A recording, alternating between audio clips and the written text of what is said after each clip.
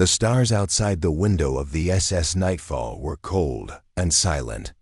Captain Leora stood on the bridge, staring into the blackness of deep space. She was a tall woman with sharp eyes and a quiet strength. Her ship was on a routine mission, mapping uncharted regions beyond the outer rim.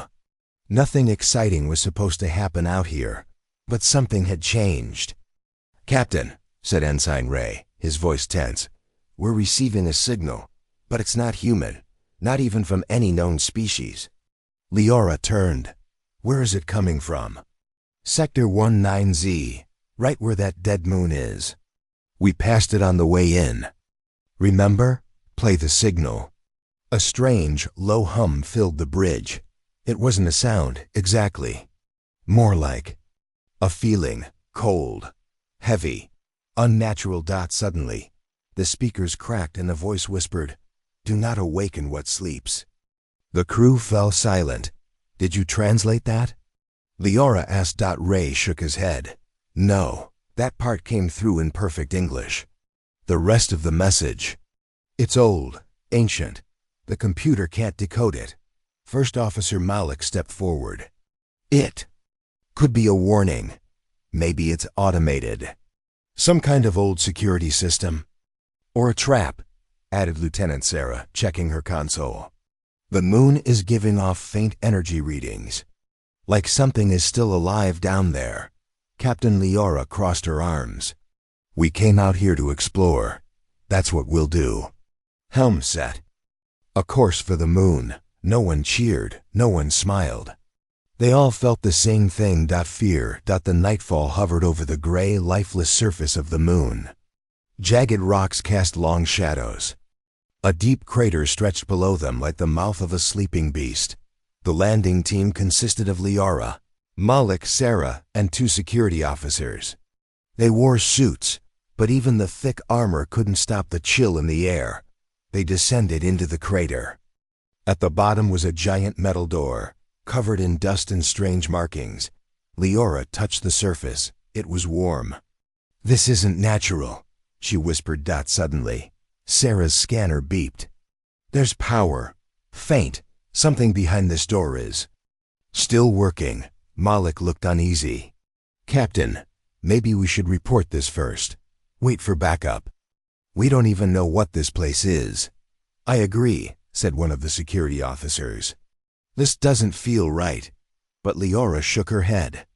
"By the time help gets here, whatever is behind this door might be gone or awake. I need answers. We open it." Sarah hesitated, then pressed a button on her wrist device. The door groaned. Dust shook loose. Lights flickered along the edge of the arch. Then, with a hiss, the door slid open. Darkness waited inside. They entered slowly. The hallway was massive walls, black and smooth, like glass. Strange symbols glowed dimly, casting blue light. The air was thick and heavy. Leora felt like she was being watched. At the end of the corridor was a large chamber. Inside stood a single object, a tall black obelisk with red lines that pulsed slowly. "What is that?" whispered Malik. Sarah stepped forward, scanning. "It's not a machine, not alive. But it's reacting to us." Leora moved closer. Her hand hovered above the surface of the obelisk. "Captain, don't!" shouted Sarah, but it was too late. The moment Leora touched it, the chamber shook. Red light burst from the obelisk, racing through the floor, up the walls, into the ceiling. Something was waking up. A deep, rumbling voice filled the room, not spoken aloud but inside their minds. "You have broken the seal. The void opens. The chain is undone." Leora staggered back. What was that? Malik shouted, "Something's coming. We need to get out now."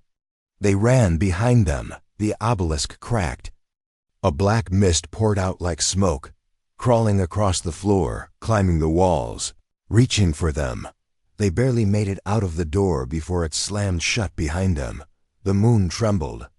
Back on the Nightfall, the ship's systems were going crazy. "Captain," Ray called from the bridge as soon as they returned. We've picked up a wave, some kind of energy pulse. It came from the moon, and it's spreading fast. Several alien relay stations have gone dark. No response. What kind of pulse? Ray's voice was dry. One that's shutting things off. Ships, satellites, planets. Leora's heart sank, patching to the nearest galactic network. The screen flickered. A council broadcast appeared. An alien face, sharp and covered in golden scales, stared out. High Counselor Vec. To all species in the known galaxy, Vec said. An ancient enemy has awakened. The Zorkai, a race of pure destruction, sealed away 1,000 cycles ago. We believe they have been freed. The bridge was silent. This act, Vec continued, was triggered by unauthorized interference from a human vessel. The Galactic Council is placing full responsibility on the species known as humanity. Prepare for consequences.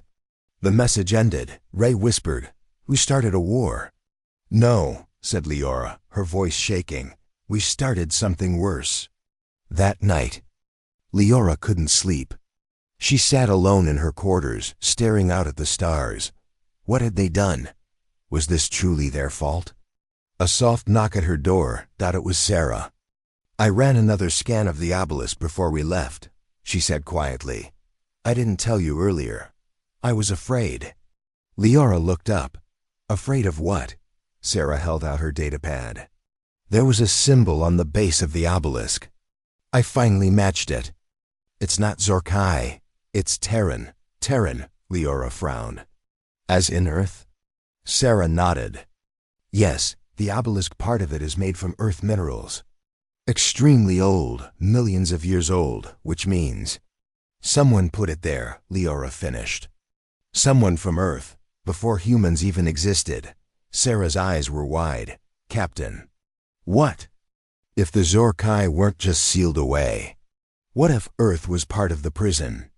A cold chill ran down Leora's spine. The pieces didn't fit, but they were forming a pattern. Earth might be older than anyone thought. Connected to something ancient, buried and forgotten. And now that secret was loose in the galaxy. The next morning, alarms screamed across the ship. "Unknown vessel approaching," Ray shouted. "Zorkai?" Malik asked, running to his station. "No." Ray blinked. "It's a council warship. They've arrived already." On screen, a massive alien cruiser loomed. Its weapons were charged. Its message was clear. SS Nightfall, power down and prepare to be boarded. By order of the Galactic Council, you are under arrest for crimes against the galaxy. Leora stood slowly. Her crew looked at her afraid, waiting. "We're not surrendering," she said. "But Captain," Malik warned, "we can't fight that ship." "We don't have to," she replied, stepping forward. "We just have to run." She slammed the emergency hyperspace control. The Nightfall jolted forward, stars streaking into lines. Behind them, the Council warship fired too late. The Nightfall vanished into the void. Far away, in the dark corners of the galaxy, a shadow moved. The Zorkai were awake. 1,000 ships, black as night, turned toward the center of the stars, toward Earth. The Galactic Council met in silence. 12 leaders from 12 ancient species sat at a round table floating above a starfield. Each one represented billions of lives across the galaxy. No one spoke. No one blinked. A signal had been detected, an energy wave older than any machine, moving through space like a pulse of death. And at the center of it was a human ship. High Counselor Vec, tall and golden-scaled, stood up slowly. "We have confirmed it," he said. "The vault has been opened. The Zorkai have awakened." At those words, the chamber filled with murmurs of fear. "No," said the Larnax delegate, his skin glowing green. "The Zorkai were destroyed, sealed forever." "Forever," said Vec, "ended yesterday." A screen above the table flickered on, static, then video. A mining ship orbiting a quiet moon gone. No explosion, no warning, just silence. as if the ship had been erased from existence. "This was the first," Vec said. "There have been 5 more disappearances in the last 12 hours. One on the edge of council space, the others deeper." The Skarn Queen hissed. "This is no ordinary enemy." "They never were," Vec replied. "That is why we sealed them in the Black Cradle. That is why we placed 12 warning systems across the stars, all of which are now silent." "And Earth?" asked a quiet voice. Vec turned. "Earth," he said, "is where the signal began." Back aboard the SS Nightfall, the crew floated in the quiet of hyperspace. Captain Leora stared at the growing list of alerts on her console. More ships missing. More systems going dark. One alert hit harder than the rest. The colony on Vega 6 gone. It was a small human settlement. Over 30,000 people lived there. Now not a single signal remained. Sarah, her voice shaking, spoke first. "They didn't even send a warning. Not even a distress call." "No debris either," added Malik. "Like, they never existed." Leora stood up. "This wasn't an attack. It was a message." Ray turned around from his station. "But to who?" Leora met his eyes. "To everyone." In the Zolari starfield, a freight convoy was making its usual run. 5 ships, armed and escorted. Then something changed. A darkness appeared. Not on the sensors, those still read empty space, but the light, the starlight around them. It bent, warped, faded. Suddenly, the lead ship stopped responding. The second exploded, without fire, without light, like its insides had vanished. The other 3 tried to run, but from the blackness came shapes, twisted, sharp. Silent, Zorkai ships. They didn't use weapons. They didn't speak. They simply consumed. The Galactic Council watched from afar as their fleets tried to stop the spread. Nothing worked. Stealth tech failed. Shields melted. Bullets passed through. Zorkai hulls without effect. Lasers blinked out. The Zorkai didn't fire back. They didn't chase. They just moved forward, wiping out anything in their path. They weren't just killing. They were hunting. "Why are they doing this?" Ray asked on the Nightfall, his voice thin. "Because we woke them," Leora said. "No," Sarah whispered. "Because someone locked them away, and they remember." Leora looked at the old message again, the one from the vault. "Do not awaken what sleeps." She looked up. What if we weren't the first to wake them? The room went quiet. A new transmission came through. It wasn't from the Council. It wasn't from Earth. It was from a rogue alien channel pirates who had picked up something strange. Near the Nebulon Rift, the video showed a massive shape floating in space. A Zorkai ship, but this one was different. Larger, covered in scars. Chained in broken metal as if it had once been captured. And escaped. The pirate ship tried to communicate. Response was a single word: release. Then the screen went black. "Captain," Malik said slowly, "the Zorkai are not just fighting. They're looking for something." "Or someone," Ray added. Sarah stared at the symbol she'd copied from the obelisk on the moon. "They called it a cradle," she said. "A prison. What if it wasn't the only one?" Leora stood up, her voice low but firm. "Then we find the others.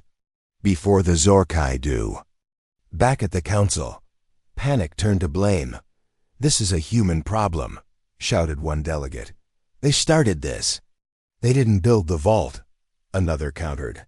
"Someone else did. Someone older than any of us."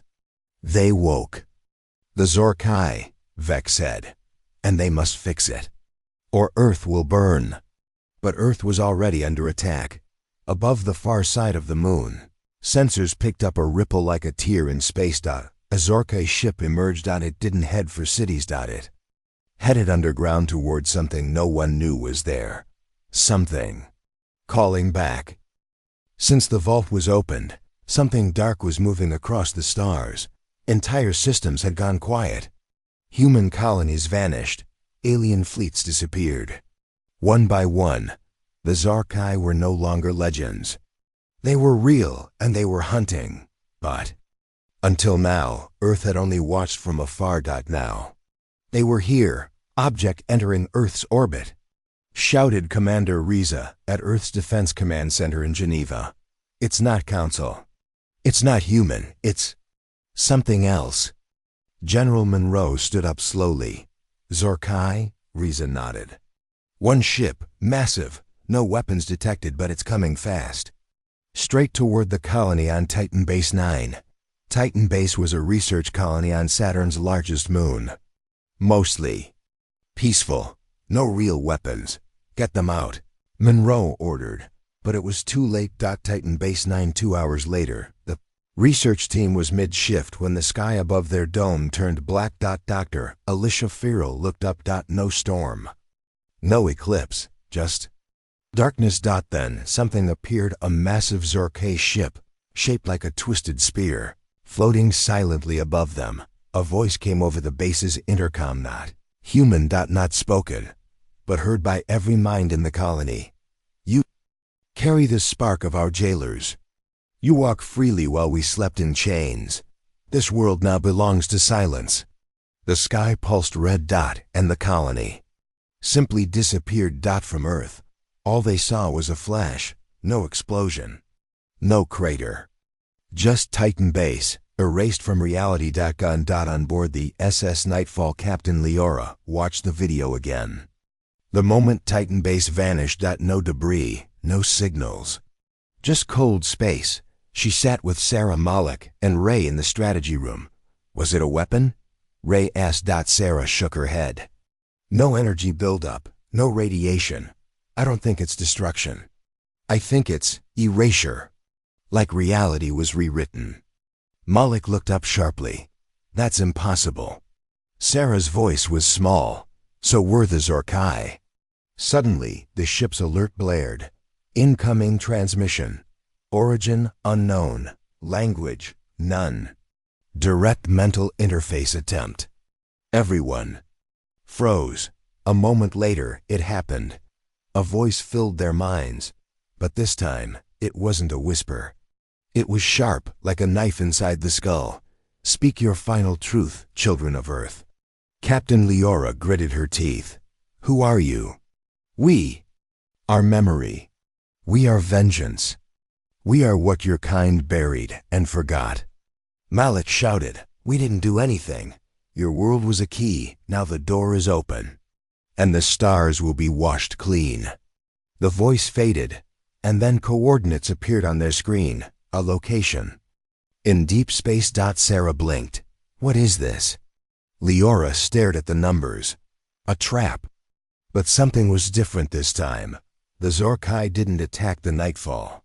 Not yet. They left. Back on Earth, the Galactic Council sent a message. Surrender the ship Nightfall. And surrender Earth's orbital keys. You humans are too dangerous to be left unchecked. But General Monroe had already decided. We don't run. We don't bow. He activated Project Ignis, the world's most secret weapon, a satellite beam. Hidden above the sun, coded into Earth's defense grid long ago, made not for war, but for extinction-level threats. The beam was only ever meant to be used once. Meanwhile, aboard a Zorkai vessel inside the ship, no crew walked. No voices. Only shifting. Liquid black forms pulsing with red light. A single presence, hive-like. Ancient watched the stars. They did not understand fear. They remembered betrayal. And they were searching for the Vaultbreaker, the one who touched the stone. Captain Leora, back on the Nightfall, Ray stood up suddenly. Captain, we just got a signal from an unknown alien species. Not Council, not Zorkai. They're all in hiding. Who are they? Leora asked. They said just one thing. If humanity wants to survive, meet us at the edge of the dead galaxy. We will show you the truth. About Earth. Everyone looked at Liora. She nodded slowly, then set a course. Because I want to know what's been buried beneath our feet. The ice cracked open. A massive drill, powered by Earth's top military tech, dug deep beneath the polar surface. For days it had been searching based on ancient coordinates, given by a mysterious alien species that contacted Captain Liora. Now, they had found something. A solid black structure buried 4 kilometers down, smooth, perfectly round. Not metal, not stone. Alive. General Monroe stared at the hologram. It's reacting to our machines, said Dr. Kaz, the lead xenologist. But not like it's defending itself. More like it's waking up. Captain Liora arrived with her crew from the Nightfall, now marked as fugitives by the Council. She walked up to the structure and placed her hand on it. Suddenly, the black shell lit up with deep blue light. A voice echoed not in words, but in emotion. Recognition. The structure had been waiting for her. Meanwhile, above Mars, a Council fleet circled silently, watching Earth, waiting. They will resist, said Counselor Vec. They always do. But soon, they will understand. Earth is not theirs to keep. But even the Council didn't know what Earth was hiding. Back in the Arctic, black spheres split open like a blooming flower. Inside was a massive chamber with floating machines, alien symbols, and a glowing sphere of light. At its center, humanoid figure made of crystal and flame. It looked at Liora and spoke directly into her mind. You were not meant to awaken this, but now that you have, it must begin again. Liora stepped forward. What are you? I am the architect. My kind built Earth, not as a home, but as a lock, to keep the Zorkai buried. Everyone stared in shock. Sarah whispered, Earth was a prison planet?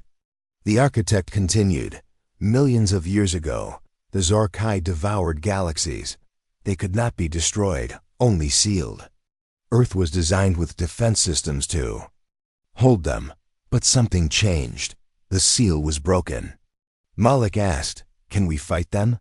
Only if you finish what was started. The architect raised his hand. A hidden vault below the chamber opened. Inside was a weapon floating, humming, ancient. A weapon made not by humans, but for them. The Forge Heart. Hours later, high orbit Liora stood on the bridge of a newly awakened ship dug from Earth's crust. Not built by any nation. A machine slumbering since the dawn of time. Its design matched no alien race. Its systems responded only to Liora and her crew. Had waited for one species to evolve, to be ready. To fight back. Zorkai invasion begins. 3 Zorkai ships entered Earth's orbit silently. No lights, no signals, no noise. They descended over the Pacific. Cities began to panic. Governments activated defenses, but every missile, every laser, failed. The Zorkai weren't machines. They were something else. Something that bent the laws of physics. Something wrong. Then the ground trembled, and a beam of light shot up from the Arctic. The Earthship, activated by the Forge Heart, rose into the sky, black, silent, enormous. It fired once. The first Zorkai ship shattered. The other 2 twisted away like shadows, wounded, but still alive. The world watched in shock. Later, aboard the Earthship, Sarah sat at a console. Captain, this ship, it's not just a weapon, it's a warning system. There are others across the galaxy, locked, buried. Ray added, and it says we're not the only species who were created to guard them. There were others, but they all failed. Malik leaned forward. Then we're the last? Liora nodded. And we're next. In the void between galaxies, the Zorkai. Queen opened her 1,000 eyes. Earth had struck back. The jailers had teeth. Now, she would come herself. They claimed to fear the Zorkai. They said Earth had doomed the galaxy. But now, the truth was coming out. Above Earth, Council Warfleet arrives. 12 massive Council ships appeared in orbit. Their colors were bright. Their banners proud. Their weapons were aimed at Earth. In Geneva, Earth Defense Command received a message. This is High Counselor Vec. Humanity is now under galactic quarantine. You have awakened a species that must never return. Your planet will be secured. Your technology neutralized. General Monroe slammed his fist on the table. They're not here to help, he said coldly. They're here to take control. In deep orbit, the SS Nightfall Captain Leora and her crew watch the Council fleet move into position. They think we're the threat. Malik muttered. No, Leora replied. They think we're easy to control. Sarah turned from her console. They don't know about the Earthship or the Forge Heart. If we reveal it now, they might destroy it before it's ready. Ray added, and there's something else.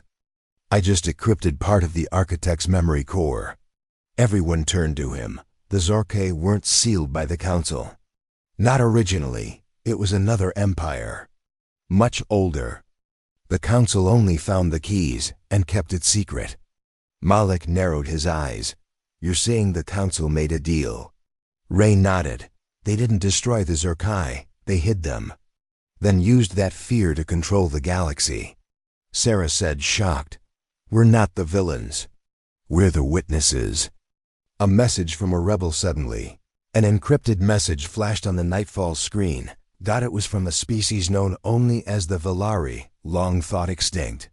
A quiet, secretive people once hunted by the Zorkai. The message was short. We know the truth. The Council betrayed us all. Meet us on Naria 6. We will help you fight back. But come alone. Trust no one. Earth under siege back on Earth. Council drop pods began to land across major cities. Not to attack, but to take control. They shut down defense grids. Blocked communications. Labeled Leora and the Nightfall as rogue elements. General Monroe knew. This wasn't peacekeeping. It was a silent invasion. He activated Protocol Echo, a global resistance network of hidden bases, ex-military, and cyber units. Not flashy. Not official. But loyal to Earth. Meanwhile, the Nightfall arrives at Naria 6. The planet was dead, cracked, burned. But in the ruins, the Velari waited. Tall, robed, and glowing from within. They welcomed Leora into a stone chamber deep underground. One of them spoke telepathically. You are the Flameburn. The one chosen by the Architect. The first human to awaken the Forge Heart. We saw the Zorkai destroy our home. Long ago. But we know how to fight them. Leora asked, why help? US? Because you are the last chance. They showed her a hidden relic, a shard of the original seal used to imprison the Zorkai Queen. It pulsed in Leora's hand, reacting to the Forge Heart inside her ship. There is still time. But only if Earth is united. Back on Earth. The betrayal begins. Counselor Vec sent a final demand to the people of Earth. Surrender, Captain. Leora and all associated technology, or your world will be cut off forever. But the people had seen too much. They remembered the destruction of Titan Base, the sudden silence of colonies. The Zorkai's cruelty, and now, the Council's control. Whispers spread. Cities began to rebel. Some Council units were surrounded and captured. Others turned their weapons on the very people they claimed to protect. And then came the shock. A Council warship exploded in orbit, destroyed by another Council ship. A new ally rises. Commander Threx, a respected alien officer, contacted Leora. I served the Council for 300 years. But they are not what they once were. They lied to us. They hid the truth. I offer you my fleet. Let us fight the real enemy. Together, Leora nodded. Then let's stop playing defense. It's time Earth takes the fight to them. The Zorkai Queen awakens across the stars. The Zorkai Queen felt the shift.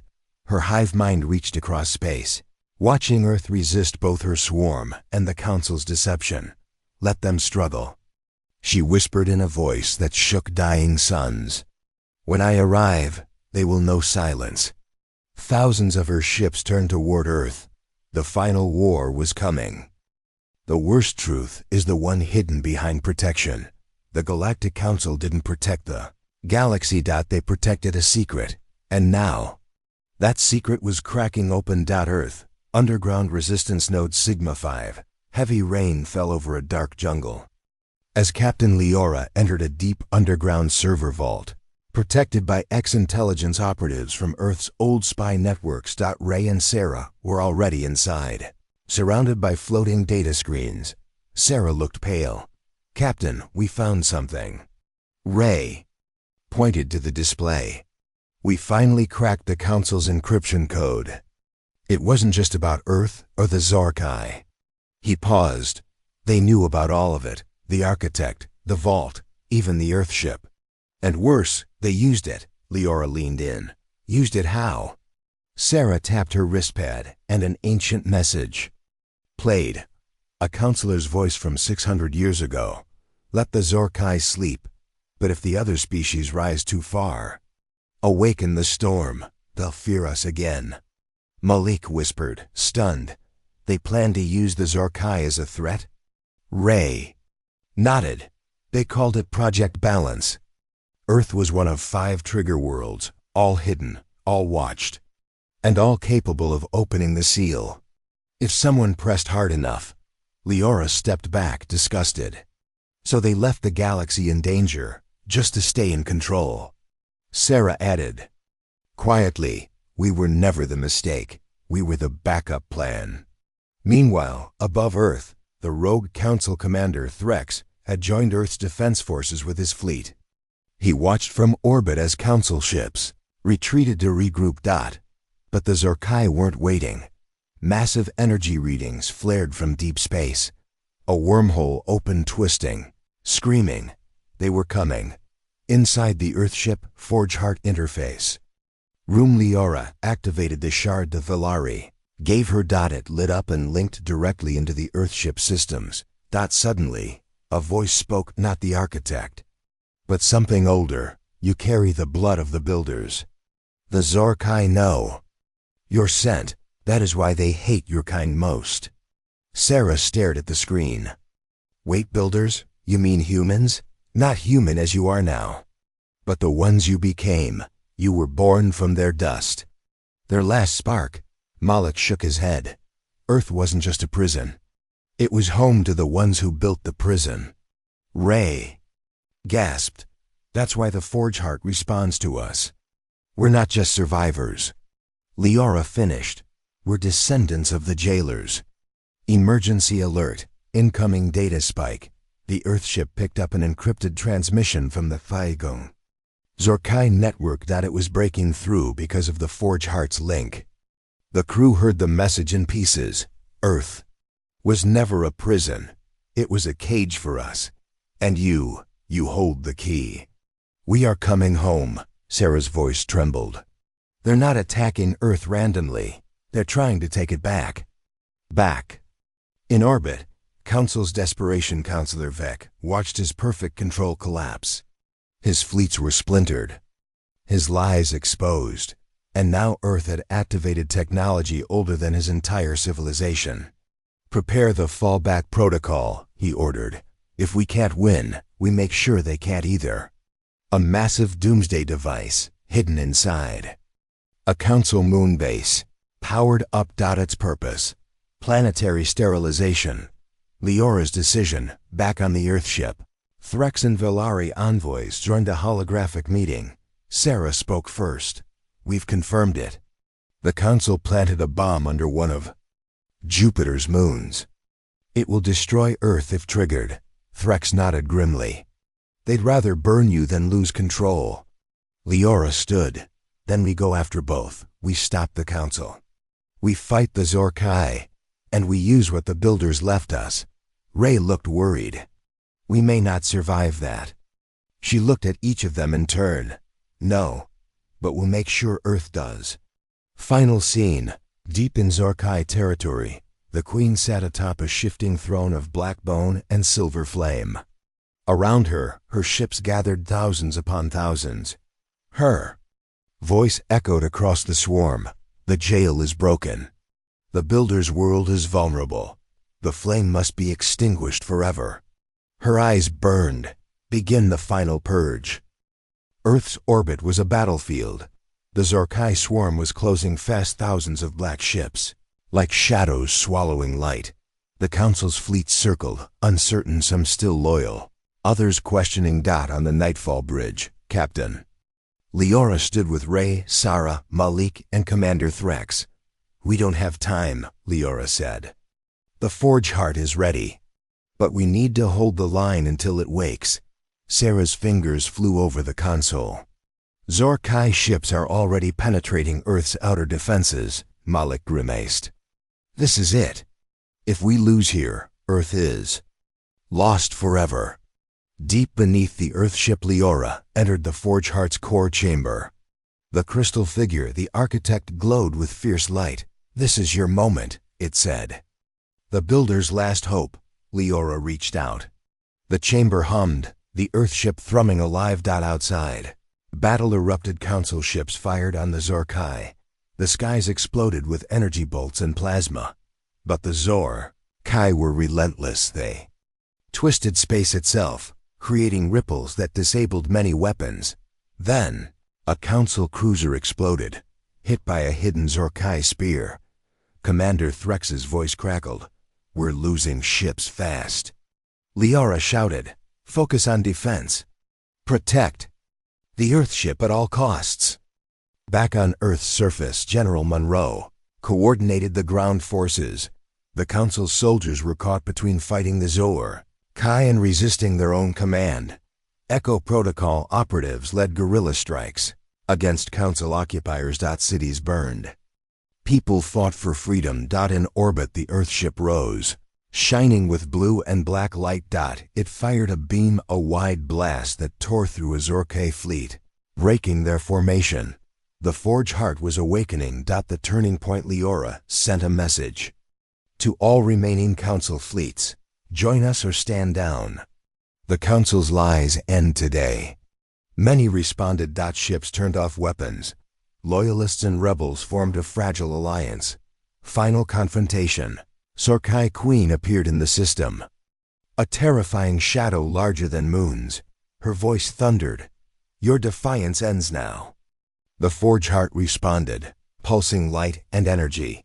A massive fight began. Ships clashing, lasers flashing, space itself bending. Leora led the charge aboard the Nightfall. Last moment, as the Queen's flagship closed in, Leora activated the Forge Heart's core. A massive pulse exploded outward, burning through darkness. The Queen screamed as chains of light wrapped her fleet. Her swarm shattered. Aftermath. Silence returned. The Council was broken. Earth stood strong. Leora looked to the stars. "This is only the beginning." But peace was not yet won. The Zorkai Queen was gone, shattered by the Forge Heart's final pulse. Her swarm was broken. Her ships floated in silence, and the galaxy was watching. Earth, days after the final battle. Cities rebuilt. Skies cleared. The people of Earth had survived the impossible, but they had changed. Captain Leora stood on the bridge of the Earthship, staring at a new kind of star chart, one not drawn by the Council, but by Earth. Malik walked in. "We've confirmed it. The Zorkai hive signal is gone." Ray added, "The Forge Heart is stabilizing, but it's still broadcasting a message to the galaxy." Sarah read the translation. "We are the fire that endured. We are the chain that held. We are the species that fought back." Leora smiled softly. "Let them hear it." The Council fractures. High Counselor Veek was gone, fled into deep space. Dozens of alien worlds declared independence from Council control. Commander Threx became the leader of a new coalition, the Free Systems Pact, with Earth at its center. Pact's mission: truth, peace, and defense against the next great threat. But the Forge Heart had one last secret. Sarah brought Leora to the deepest chamber of the ship. Inside, the walls showed ancient star maps, entire galaxies far beyond known space. There were others, Sarah whispered.